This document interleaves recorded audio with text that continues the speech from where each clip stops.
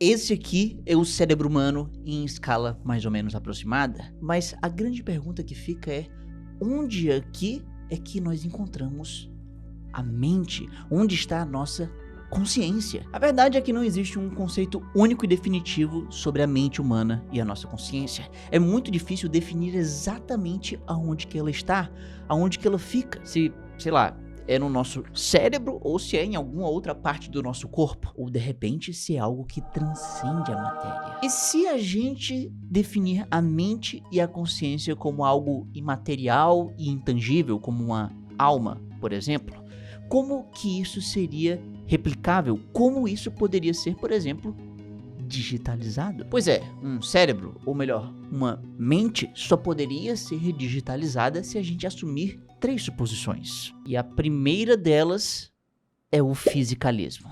Ou seja, nós devemos supor que a mente faz parte de uma estrutura física e bioquímica no seu cérebro. Então, a partir disso, nosso primeiro passo para colocar a mente de uma pessoa num computador seria compreender o cérebro dela na sua totalidade. E digamos que é agora que os nossos problemas começam de verdade, porque o nosso cérebro é extremamente complexo. Se esse aqui é o cérebro humano em uma escala mais ou menos aproximada, então podemos destacar que esse pedacinho bem pequeno dele tem em torno de 1 milímetro cúbico. E somente aqui nós já temos dezenas de milhares de neurônios. Os neurônios são células especializadas do sistema nervoso. Eles processam e transmitem informações por meio de sinais elétricos e químicos. Eles são células especializadas bem diferentes das outras do seu corpo. Porque veja bem, eles têm essa região aqui, o corpo celular, onde nós encontramos o núcleo e essas ramificações. E também ele tem esse rabinho aqui, o axônio. Bom, basicamente é assim que é um neurônio. E ele não está sozinho. Ao seu redor nós temos vários outros tipos de células que de alguma forma dão suporte aos impulsos elétricos que passam pelos neurônios. Algumas dessas células são essas aqui que ficam grudadinhas no axônio, que atuam como um revestimento isolante que faz com que os impulsos elétricos viajem mais rápido. E fora isso, ainda tem as células que nutrem, que protegem e regulam a atividade dos neurônios. Tudo isso aqui estão aos milhões de células, todas muito bem organizadas e encaixadas em um maquinário complexo. Tudo isso amontoado nesse pequeno pedacinho minúsculo aqui. Pois é, a gente falou de um pedaço muito diminuto. Agora, se a gente falar de uma coisa mais geral, do cérebro inteiro. Bom, aí nesse caso as coisas ficam mais bizarras. Algo entre 90 e 150 mil é a quantidade total de fios de cabelo no couro cabeludo que fica ali por cima do seu cérebro. Porém, esse número diminui significativamente em quase 1 a cada 3 homens antes dos 30 anos. Essa é uma condição chamada de calvície. Porque digamos que eu sei como é que é. Pois é, no meu caso eu acabei raspando e resolvi seguir o caminho do carequismo. Mas você pode tomar um outro caminho graças a Manual. A Manual é uma plataforma de saúde que facilita seu tratamento para calvície. Você entra lá no site através do meu link aqui na descrição ou no QR Code aqui na tela. Você preenche um formulário de saúde, um médico avalia o seu caso e, se houver recomendação, você recebe uma prescrição personalizada para tratar a sua calvície. E olha, isso aqui não é medicação milagrosa, não é um remedinho mágico, isso aqui não é uma simpatia, isso aqui é medicação com comprovação científica. É comprovação científica de que realmente funciona, como dá pra ver aqui nessas fotos de antes e depois, de alguns homens que usaram o manual. E depois de prescrita, a medicação chega até a sua casa com frete grátis, uma caixinha discreta, tudo super prático, 100% online. Que delícia! Ah, e agora em março está rolando a Semana do Calvo, que apesar de não ser uma data para se comemorar, pode ser uma oportunidade perfeita para você começar o seu tratamento. Clique então aqui no primeiro link na descrição ou acesse o QR Code aqui na tela e use o meu cupom PONTO40 para ter simplesmente 40% de desconto e ainda por cima receber de brinde uma bag na sua primeira compra. Por isso, use o seu cérebro para aproveitar tudo isso, porque afinal ele tem muitos neurônios. Porque o cérebro inteiro possui cerca de 86 bilhões de neurônios. E cada um desses neurônios pode fazer conexões com milhares de outros neurônios. E essas pequenas conexões entre eles são chamadas de sinapses. Podemos dizer que é na sinapse que é onde a magia acontece.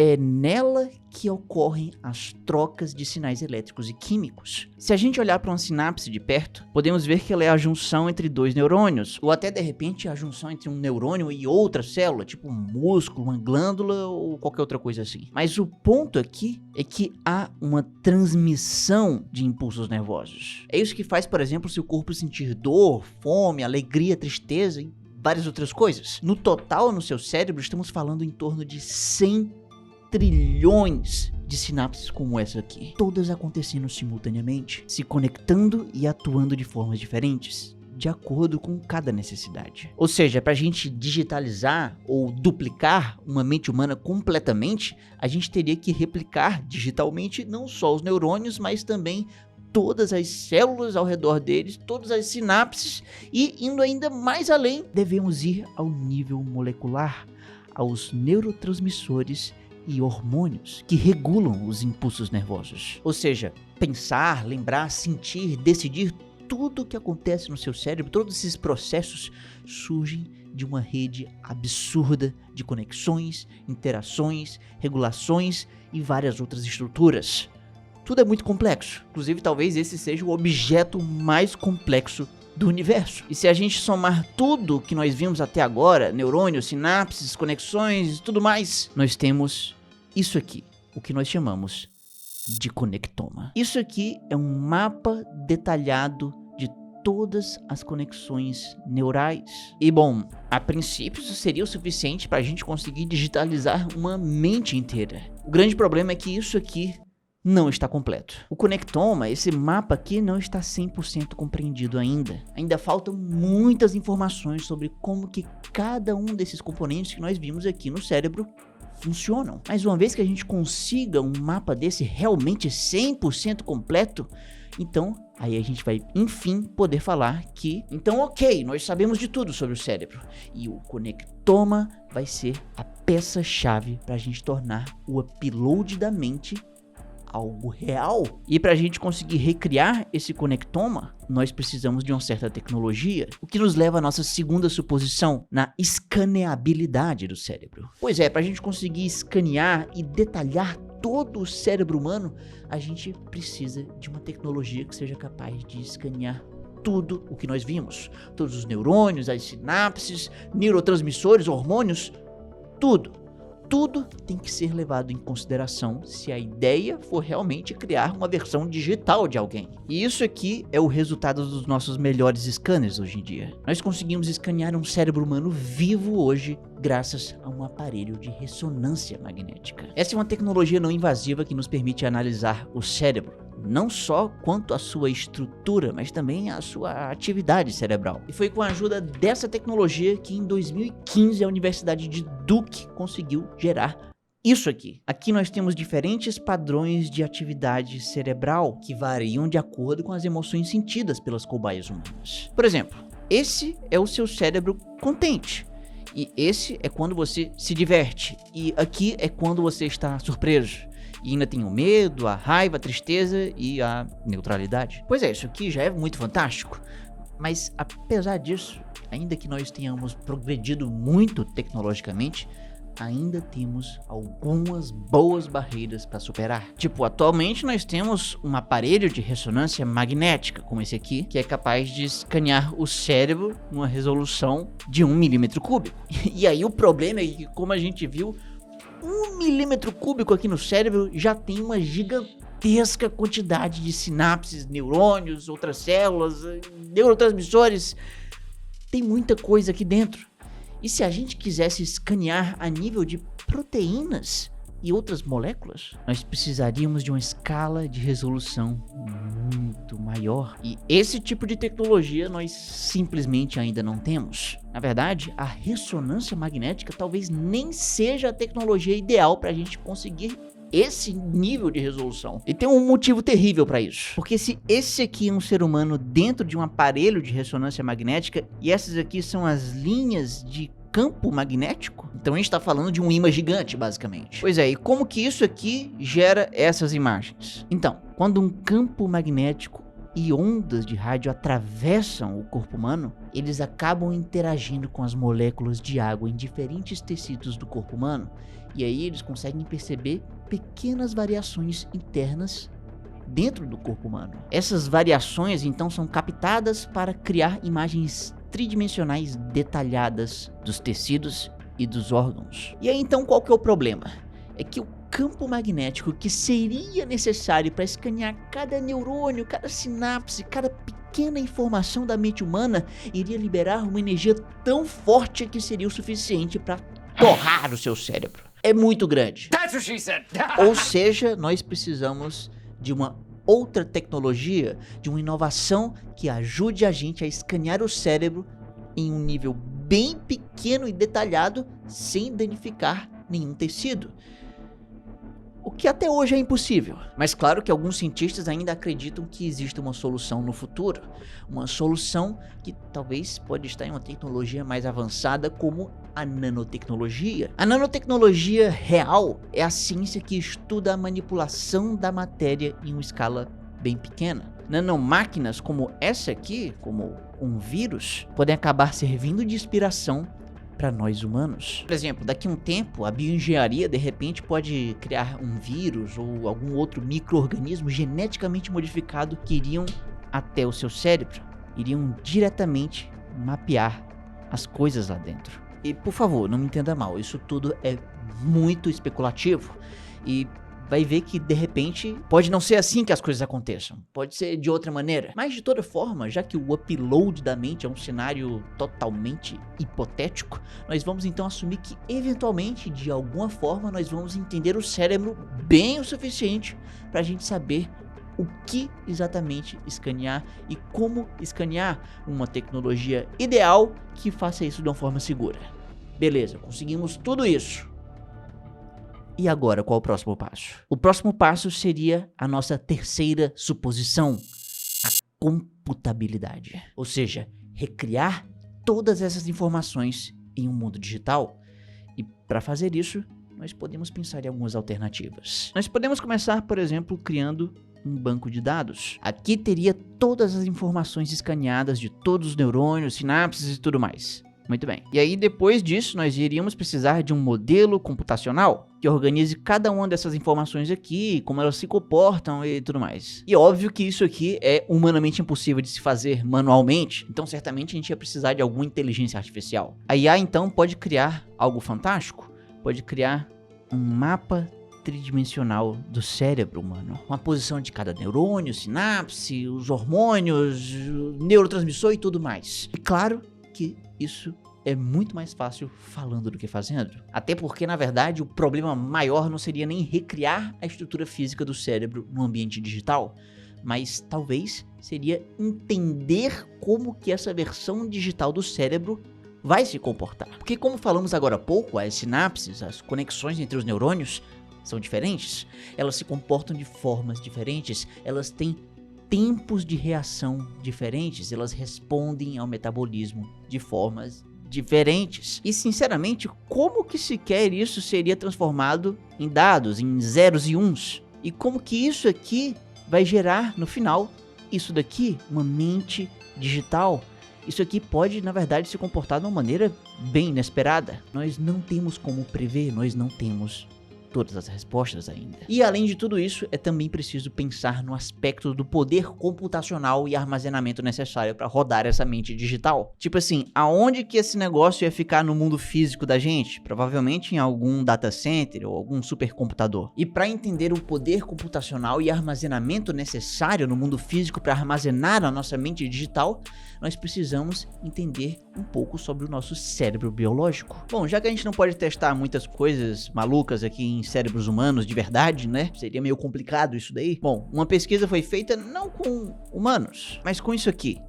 Esse é um cérebro de um rato. Esse foi objeto de estudo de uma pesquisa feita em 2020 pelo Instituto Allen de Pesquisas de Cérebro. E como é que essa pesquisa funcionou? Eles primeiro pegaram um cérebro de um roedor, depois tiraram 1 milímetro cúbico desse cérebro, e desse milímetro cúbico eles fatiaram em 25 mil partes. Foram tantas partes que eles puderam analisar tudo que estava lá naquele milímetro cúbico. E lá naquele milímetro cúbico foram encontrados por volta de 100 mil neurônios, capazes de realizar quase de 1 bilhão de sinapses. E nesse negócio tão diminuto, ainda assim, para guardar todas as informações desse minúsculo pedacinho, os caras não conseguiram guardar tudo aqui, nisso aqui, num HD de 10 teras. Não, na verdade, esse pedacinho aqui gerou tanta informação que eles precisaram muito mais do que um HD de 10 teras. Eles precisaram de 400 SSDs de 10 teras, ou pelo menos algo equivalente a tudo isso aqui, porque aqui a gente está falando de 2 milhões de gigas, o que é muita grana aqui, porque o SSD tá muito caro. Agora, imagina só se a gente fosse não só guardar todas as informações de 1 milímetro cúbico de um cérebro de rato. Imagina só se a gente fosse armazenar a informação de todo o cérebro de um rato. Ou mais ainda, se a gente armazenasse toda a informação no cérebro humano, com toda a sua complexidade. Imagina o nível de detalhe que seria muito maior nesse caso.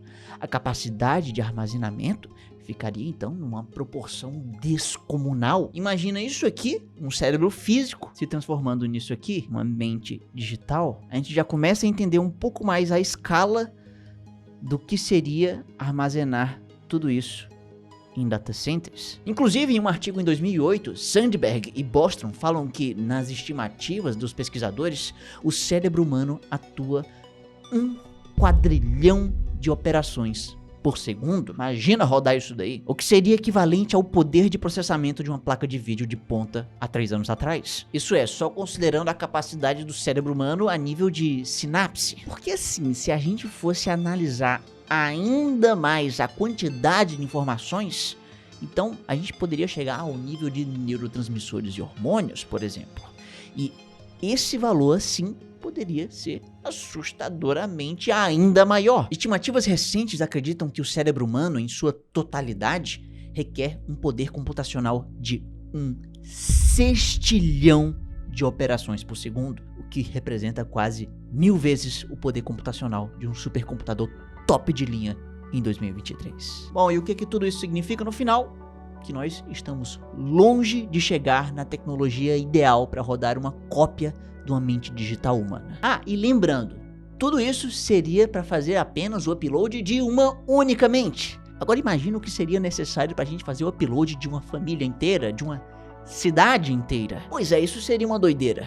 Mas vamos dizer aí que essa terceira suposição da computabilidade consiga ser atendida daqui a algumas décadas, ou talvez até séculos. E aí?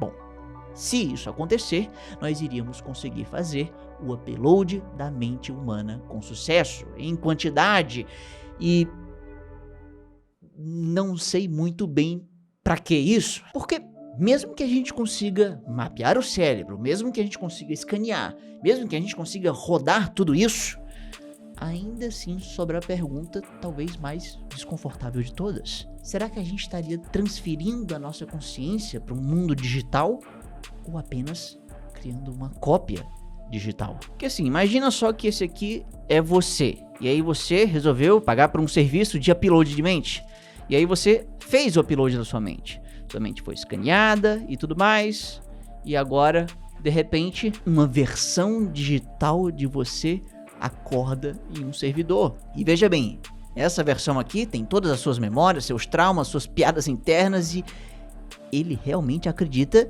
que é você. Agora, será que ele é você? Quer dizer, enquanto seu corpo biológico está aqui envelhecendo, respirando e um dia vai morrer, lá do outro lado nós temos uma cópia eterna e infinita, uma versão imortal de você. Agora, será que esse upload aqui seria uma continuação de você?